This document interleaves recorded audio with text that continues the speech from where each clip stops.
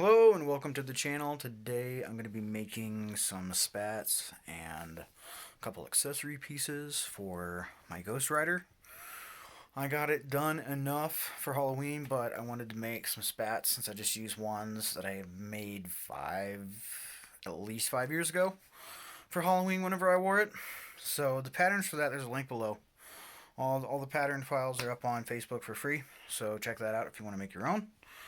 And this is not the drawing for the Riot Mask giveaway, so if that's the reason why you're watching this, sorry, but I feel that it's worthwhile to stick around to the end if you want to see me in the Ghost Rider cosplay at Albuquerque Comic Con 2019. Okay, so first thing I did was take my pattern and trace out. This is the left side, and the pattern itself, if you follow the link to Facebook and download it and print it off, you just reverse it for the right. But the pattern itself that's up on Facebook is in pieces, so you have to assemble those pieces and tape them together to get the full pattern. And once that's done, I'm going to use my heat gun, and on a high setting I'm going to heat this and get it to be round. And the initial thing, once it's rounded, is then to further, put it on my leg and get it to conform to that even better.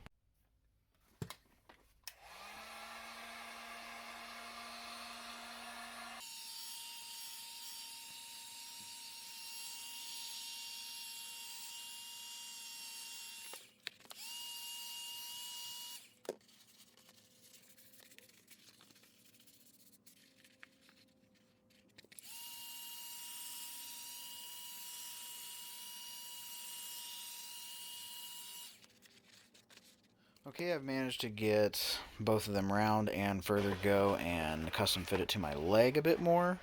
I heated and shaped it in the back so that this would line up, and that's why those angles are the way they are, so that you kind of have an area for your calf and an area for in between. Of course, if you have large calves, that's not going to work.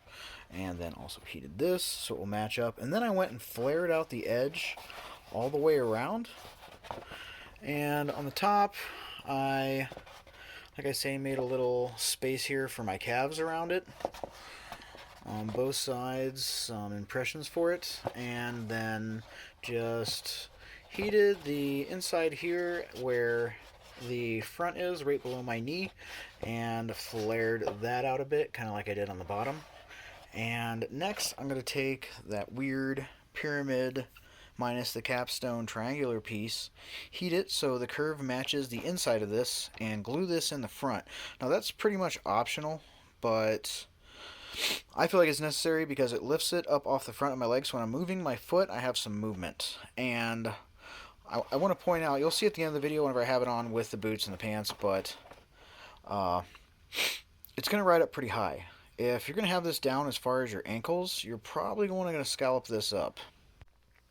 Okay, so I took and glued my wedge piece in the front, pretty much right above where this starts to bell out. And I also went and put in velcro, and I'll show you how I did that. Here you can see is the hook part of the hook and loop, and the soft stuff I ran along the inside here. And this particular type of velcro is industrial strength velcro.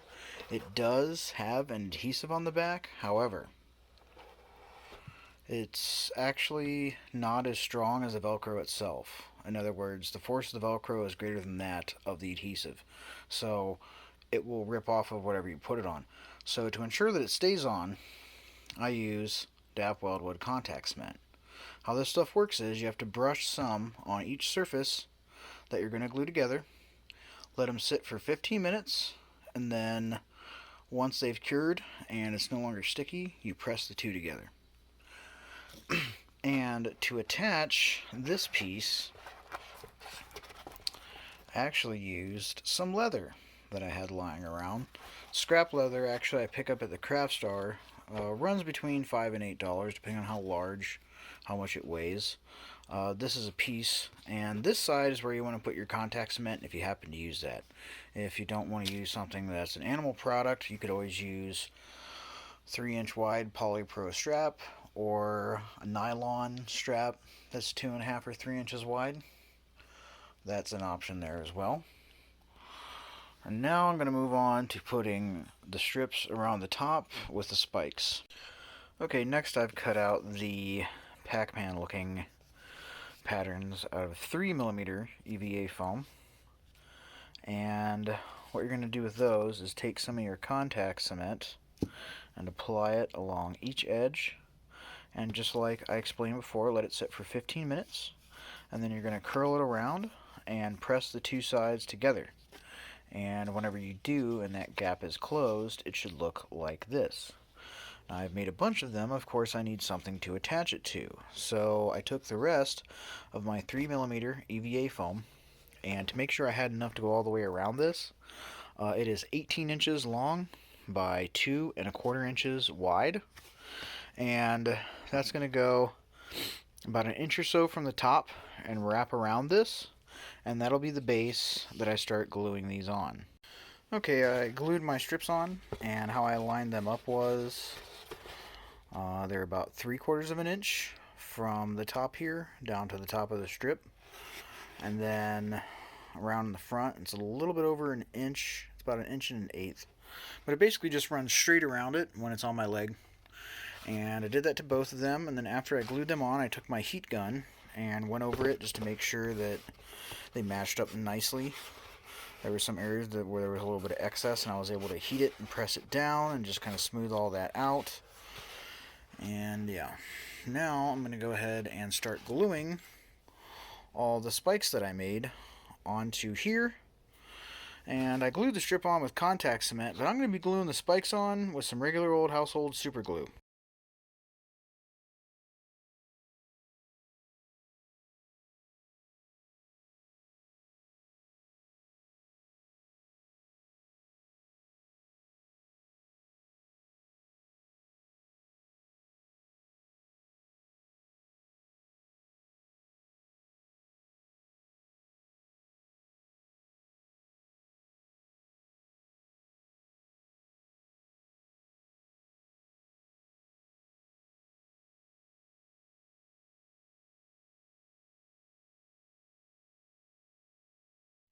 Okay, I got the spikes glued on. I made a total of 8 spikes, but I actually only used 7 on each side, so I have 2 extra. And now I need to sand these seams down, and also want to round off these edges a bit on the top here too with my Dremel rotary tool.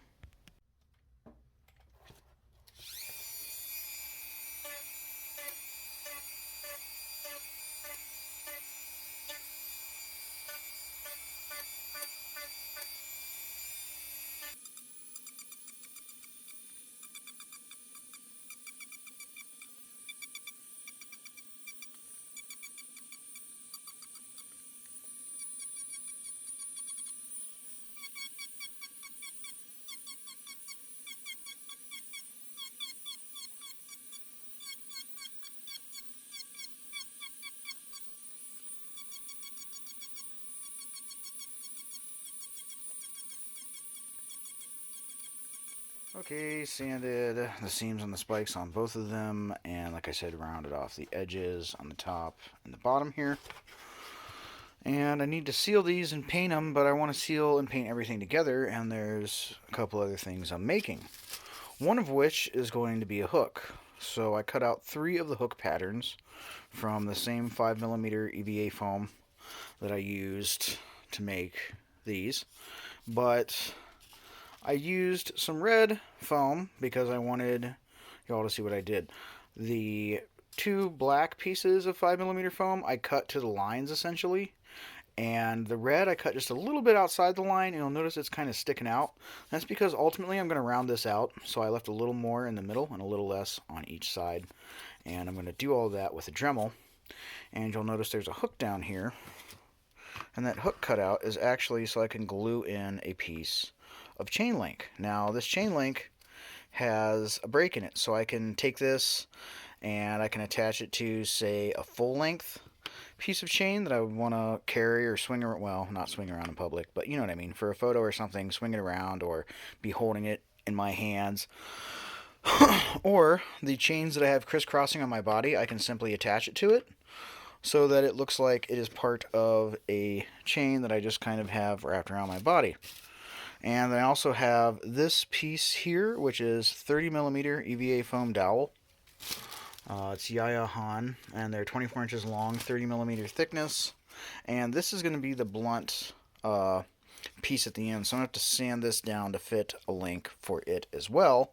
Now, in most iterations of Ghost Rider, it either has one of these at each end of the chain, or it'll have a spike on one end and a flat one like this at the other end.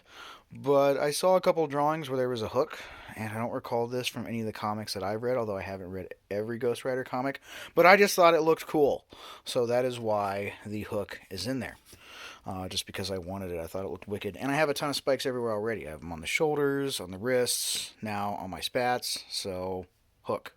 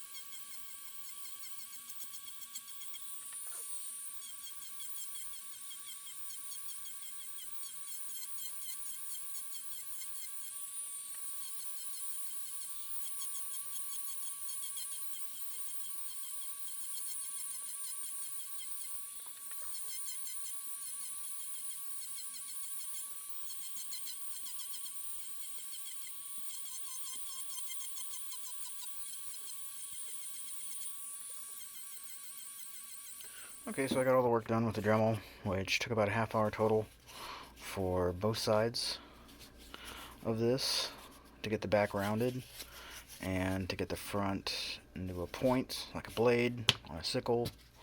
And then for this, I used the Dremel to grind into it so I could put one of my links in there. Then I took my links, and on the end where the hole was, it was the most rough, and I scuffed it up as good as I could on a rough sanding block just to help it glue a little bit better, because I'm going to be using super glue to glue these together, at least for the initial bond anyways. Okay, now that I've done the initial bond with super glue, that's really not going to be enough to hold this. And I suppose there's several things you could do. If you had a hot glue gun, you could probably hot glue over it, and that might help, but it might be a little messy and ugly depending on the type you have and how precise you are with it, I guess. Same thing with this. So what I'm going to do is I'm going to use some regular household baking soda and some super glue. Now this has a chemical reaction, and of course, like a lot of things on here, like a Dremel, you shouldn't be doing this unless you're an adult or have adult supervision. But the super glue causes a chemical reaction whenever the air hits it, and whenever you put baking soda, sprinkle it into some wet super glue, it will solidify. So first, I'll just squirt some down in there. See, there's just a layer of liquid.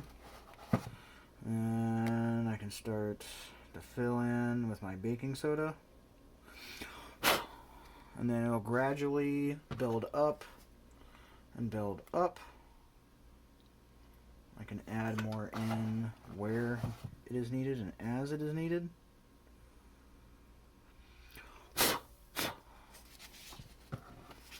And start on the other side over here. Put my glue in. Sprinkle the baking soda. And repeat, just like before. And since gravity will cause the liquid super glue to go pretty level, it's not super hard to get it nice and level whenever all is said and done. Make sure I put some around here too.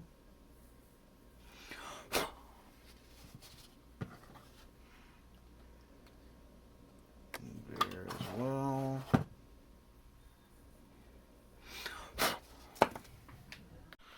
Okay, I got them filled in to what I consider to be satisfactory, and then I use my Dremel to sand them down.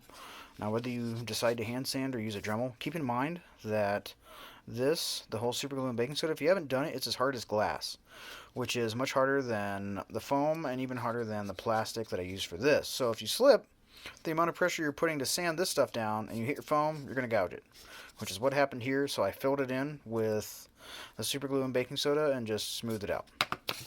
And then same on the chain, filled it in on both sides, and then sanded it out so it doesn't look too rough. And now that I have the various pieces finished, I'm going to seal them with Mod Podge and then airbrush them black. Although if you like Plastidip, you could always just Plastidip it.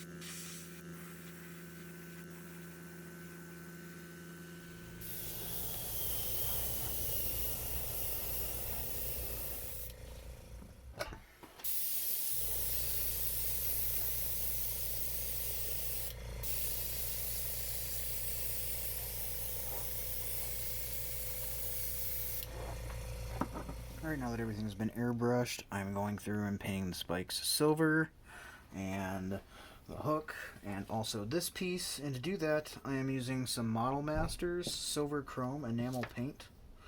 And I'm just dry brushing by putting a very little bit on here. And just kind of randomly going back and forth like that.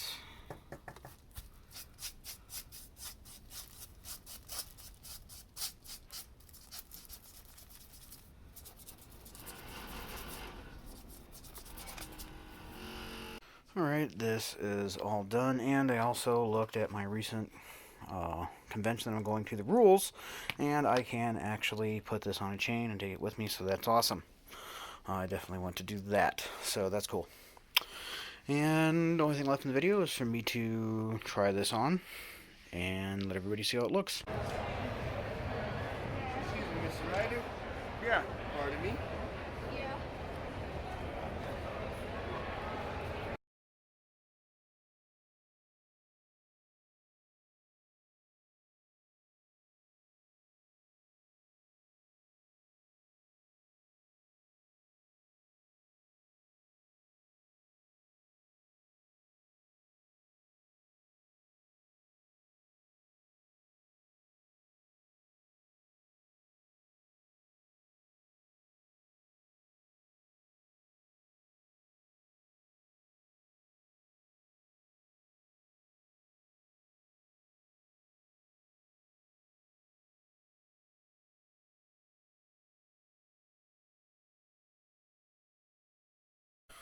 Okay, so that was the few photos I was able to get and the video footage as well from that con. And it's kind of hard for me to do that. I don't have like a photographer.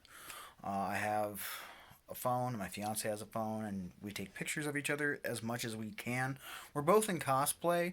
So is my youngest daughter and my oldest daughter. So it's kind of hard since there's nobody out of cosplay that can just take photos and do whatever.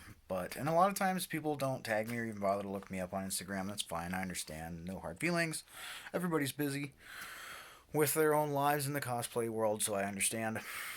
Jason Davidson Photography did take some photos, and I will put links to that below in the description. It's jasondavidsonphotography.com of myself and a bunch of other very beautiful photos and images from Albuquerque Comic Con 2019. So check that out and support his work. He takes really good photos. As always, thank you all for watching. Hopefully you enjoyed this video. And if you did, please leave a like and subscribe. And remember to stay tuned to the next video, which should be up at the end of this month, January 2020, or the beginning of next month, February 2020. And in that build video, I will do the drawing for the riot mask to be given away. And if you would like to be entered in the drawing, you can just go watch my previous video, which is the Scream face shell mask video, which is where I have the details for how you can enter to win this mask. So, as always, thanks for watching. Have a great day.